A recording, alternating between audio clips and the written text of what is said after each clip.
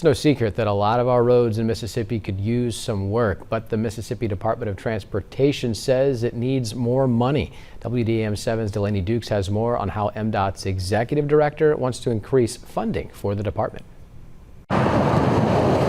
Mississippi Department of Transportation, or MDOT, has big plans for the 2024 legislative session. We're hoping that we can get help from the legislature in reevaluating the way we fund transportation in Mississippi. MDOT Director Brad White tells us that they've mainly been funded by fuel taxes. We feel like in today's economy we kind of need a more diversified streams of revenue that would collectively help us make up the deficit that we've been running. And MDOT already knows what it would do with the extra funding. Both continue the maintenance of our existing system, but also continue building out the system to make it more efficient and able to accommodate traffic into the future. White explains the department's capacity program was shut down over a decade ago, but it was revived in 2021. White says they've had to reevaluate funding models to make sure the department doesn't fall more behind. I believe there's a way to do that within existing revenue the state has and not having to raise taxes to do it.